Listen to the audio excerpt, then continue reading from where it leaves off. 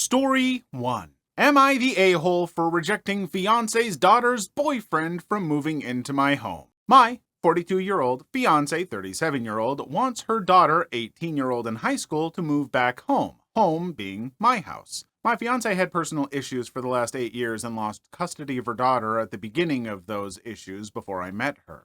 For the past 5 years, she/we have worked hard to get her back on track and now doing very well. So well, in fact, that her daughter, who was about to turn 18 at the time, decided it was the right time to come live with mom at my house. Well, that lasted all of a month when her daughter decided she was old enough to make her own decisions. Decided to move out and in with her boyfriend, 20 years old, despite the pleas of her mom. It was an absolute mess. Hateful and horrible things were said, just bad. She moved into where her boyfriend lives, and without saying too much, it's not a good place with some sketchy stuff goes on there. But as the daughter said at the time, she's 18 and an adult, we can't stop her. Fast forward 4 months. The daughter and boyfriend don't like where they live. Mom now wants her daughter to come back home, but she wants her to be able to bring her boyfriend too. She won't come home without her boyfriend, Mom says. I say, no, the daughter can come home, but she's not bringing her boyfriend. Absolutely no. I don't agree with the situation at all. The daughter is still in high school, has no business moving in with a guy, and has made her own decision. I'm not going to be a part of it or support it. Daughter, yes. Boyfriend, no. Not that it matters, but it's my home. I pay every bill. I ask for no support. I get no financial help from my fiancé, but I give support. Not that it matters, I'd still say no to the boyfriend, even if she were my blood daughter. This decision seems like the deal breaker between me and my fiancé. She says we should help them out for a few months and get them started. I still say no. I'm not the cause nor the answer to the situation. By denying my daughter's boyfriend to live at my house, she will not come home. Mom thinks I'm an a-hole who could have helped them out of a bad situation and got her daughter home. Now I'm questioning, am I the a-hole? So I don't think that there's a question that you do have the right to not want to live in that situation, and I think not wanting that boyfriend to live with you, I don't think it necessarily makes you an a-hole, but I would say that if you want to, marry your fiancé, her daughter is a very, very important part of her life, and clearly helping her out and connecting is a very important part of her life. And being that that's your fiancé, that also means that it should be a fairly important part of your life. You're a team, and you obviously need to come to decisions together. And I still think that yeah, if both people living in a house aren't comfortable having that other person there, then I would guess that, yeah, you have the right to say that. And I don't think it makes you an a-hole necessarily, but I think that you should consider helping. It's certainly not fun, and maybe you need to set ground rules like, look, you guys can come stay with us for X number of months, but we need to get you in a situation to where, at the very least, the boyfriend isn't living here after a while. We don't want that to be a permanent situation. I think that would be the right thing to do, and it would be nice, and I think it would set a really good tenor for your relationship, because if you want your lives to join together, that means it comes with a little baggage, probably on both of your parts. Story 2. My mother-in-law photoshopped husband's nose on our wedding pictures. I, 27 female, have been with my husband, 29 male, for 7 years. I remember that early in our relationship, one of the first things he expressed insecurity about was his nose, specifically about its width. He never wanted surgery, but thinks his nose is too big for his face. I never thought that true, and for a long time I wondered where he got that idea from. Then I met his mother, and all my doubts went out the window. I don't hate her, but the woman complains about everything, and she seems particularly interested in criticizing her sons. Barely anything about my husband or his older brother is good enough for her, and if it is, she's quick to imply they don't deserve it. According to my brother-in-law, that behavior didn't start until father-in-law passed about 8 years ago, so they don't usually hold it against her. But to me, it seems like she legitimately doesn't want her children to be happy. Most times we talk to her, my husband ends up devastated. She constantly complains about me, his job, our apartment, and his appearance. She has on more than one occasion suggested he get a nose job. That tends to upset him, so I always try to shut that down as quickly as possible. We got married in early May. The photos were ready about 2 months later, and we created a shared album on Google Photos for our friends and family, including mother-in-law. I got pregnant during our honeymoon, can't recommend Dubrovnik enough, and I'm now 24 weeks along. We've had problems with mother-in-law concerning my pregnancy. We're having a boy, and she had a breakdown because she wanted a girl. That forced us to put her on an info diet. That was 2 months ago, and she has since improved her behavior. Because of that, we said yes when she invited us to go to a mall near her place to shop for baby clothes last Saturday. My husband had an emergency at work and ended up not coming, but we still managed to have a good time. When we were done, she invited me back to her place. I hadn't been there in a while, and I quickly saw that she'd gotten some of our wedding pictures up on the wall. I instantly noticed something was wrong with them, but I couldn't pinpoint what it was yet. Mother-in-law saw what I was looking at and proudly announced that she'd gotten someone to fix his nose. In other words, she gave her son a Photoshop nose job on his wedding pictures. I couldn't believe it. I never thought she'd stoop so low. It wasn't even a good nose job. It was so bad that my husband's face didn't look real. He looked like a Ken doll, and not in the hot Ryan Gosling way. Mother-in-law must have seen how mad I got because she instantly tried to defend herself. She tried to make the point that her son deserves to look his best on his wedding day, and I should have convinced him to get the real nose job before our ceremony. I made up an excuse to leave, but I could tell she knew the real reason. She's been calling and texting me almost every day since. I've been ignoring her, but she's always either apologizing, accusing me of overreacting, or begging me not to tell my husband. I know it seems trivial, but I'm outraged, and the more I think about it, the more disgusted I get. I could never imagine doing something like that to my child. I haven't told my husband yet, mostly because we've both been busy with his work week, but also because I have no idea how to. His mother was finally starting to be a better person around him and his brother, and I know it would break his heart to find out about this. I don't know what to do. I have to tell him, but I can't figure out how. I know he loves his mother, and I don't want to damage whatever relationship they still have. Mother-in-law also mentioned she intended to send the improved pictures to some of her relatives. I have to find a way to shut that down. So how do I tell my husband his mother photoshopped his face on our wedding pictures? More importantly, what would be the most peaceful way to do it? I don't think there is a peaceful way, and frankly, I think that this husband should get mad at his mom. What she is doing is mental abuse at this point. She is just chipping away at his confidence and giving him issues that, as you said, seem to stem from when she lost her husband. But whatever issues that's given her, she should not be projecting that onto her own kids. That's just cruel. She needs to get her own help. She needs, some therapy or something, because something's clearly going on distressing her. Not an excuse for what she's doing, just an explanation. Because, yeah, the fact that she is just, projecting whatever insecurity she got on her kids is just not cool. And the fact that she is, critical of how her son looks and getting pictures photoshopped, how would she feel if every time, someone saw them, they'd be like, oh, Mom, you really need to get a face job, it's too many wrinkles. It's just getting to be gross. She would hate that, and rightfully so. That would be awful. Man. I am just, last video, this video, mother-in-laws are really getting a bad rap here. Come on, give me some positive mother-in-law stories, please. Story 3. I ruined my coworker's first chance at a vacation in 3 years. My coworker and I share a space. She's been there 3 years, myself, 5 months. She's not my boss, but constantly looks over my shoulder telling me how to change my work. She's rude to the people we work with, overseas online. She does it all on speakerphone and ignores me when I ask her to use a headset while she yells at them. She talks about her stomach problems and her issues pooping. When I ask her not to, she tells me to get over it. If another coworker comes to speak with me, she answers for me and over me. She also swears at her computer, verbally responding to emails she doesn't like, talks over her breath while reading her work constantly. I told her many times to please stop. And she got peed saying she doesn't jump to my tune, and complains of having to walk on eggshells around me as she isn't accustomed to modifying her behavior for anyone. The company is tiny, and the owner is insanely, pitifully cheap, so I'm the first person in years who can cover her work.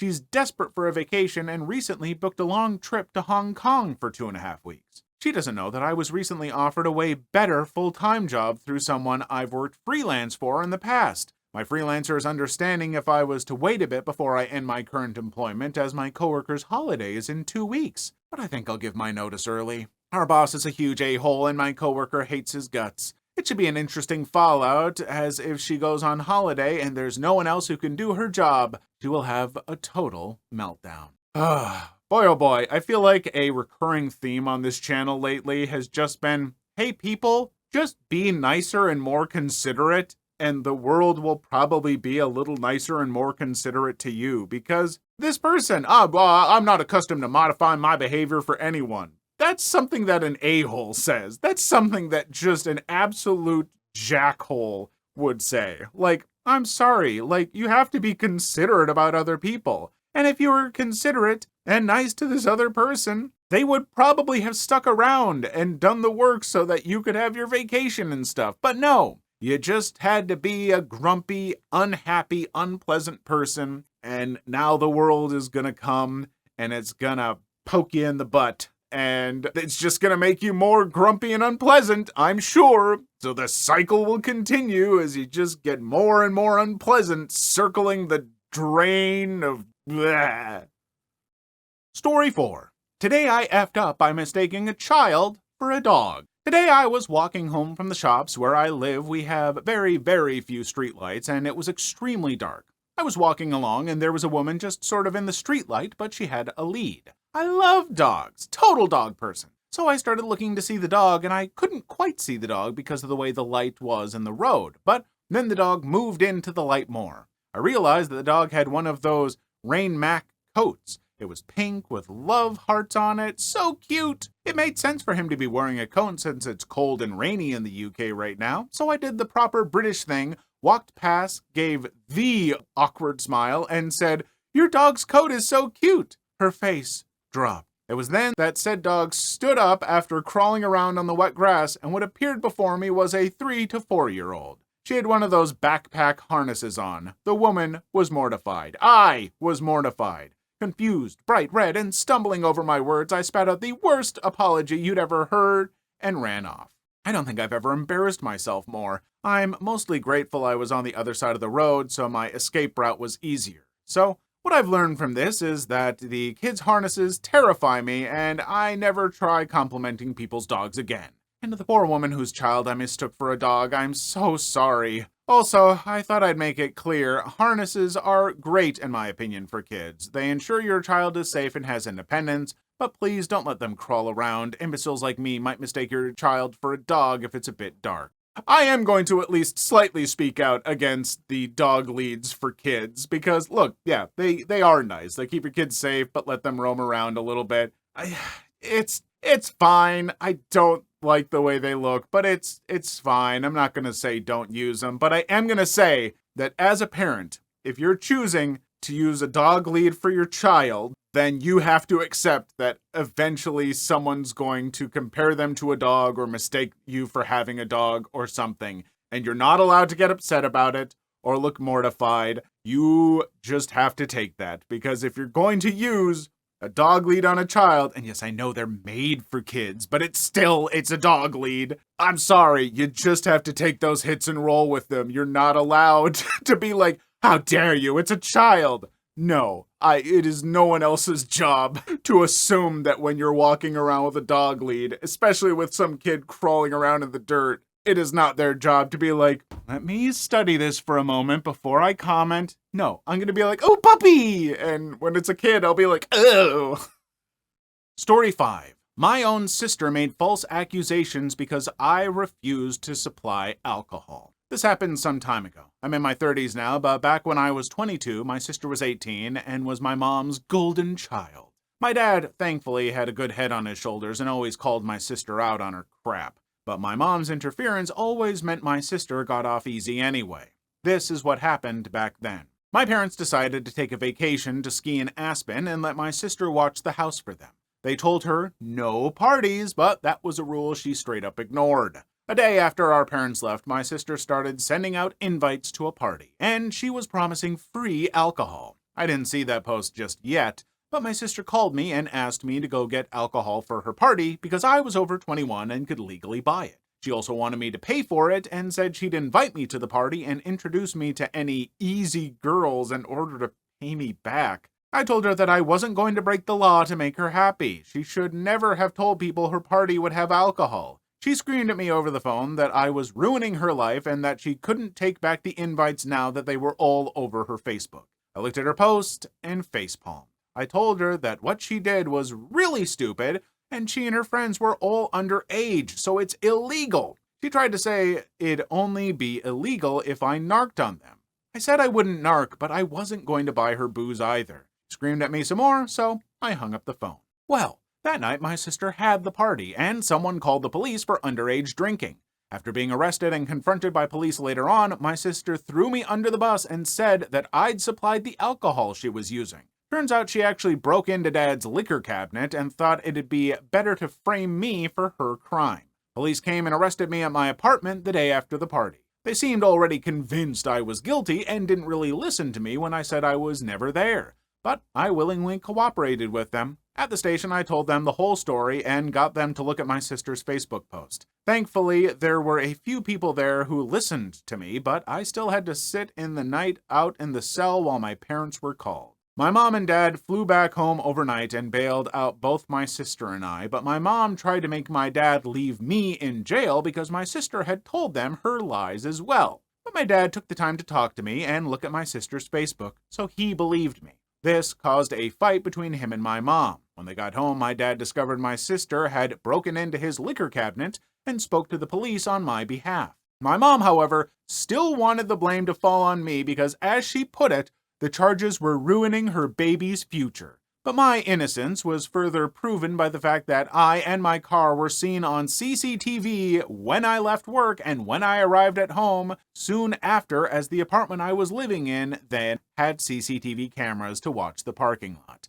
My car did not move from there for the rest of the day and night. In my sister's story to the police, I had driven out and gotten the alcohol for her, but I wasn't seen on CCTV in any liquor store in the county, and my bank account showed no transactions buying alcohol. My parents' house also had a camera at the front door, and my car was never seen in the driveway that day. After being confronted with those facts, my sister's story changed to saying I already had the alcohol and gave it to her at my apartment. But my sister's car had never shown up at any apartment either, and there were like 3 cheap beers in my apartment fridge and no hard alcohol. My sister finally had to give up on her lies, and my parents were severely disappointed in her, but my mom still tried to convince me to take the fall for my sister. She came to my apartment and actually demanded that I tell the police that it was all my fault. I said I wasn't going to ruin my future for my sister. She refused to leave and went from demanding to begging. She even got on her knees and tried to convince me that she and my dad would make everything okay in the long run if I just took the blame now.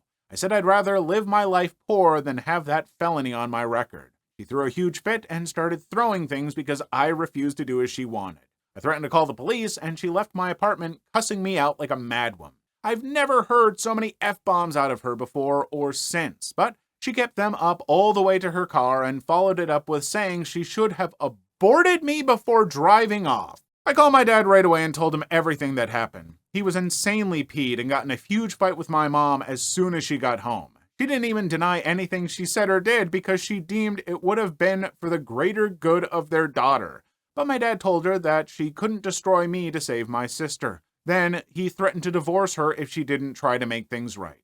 She ended up sobbing and then saying she'd do whatever he wanted.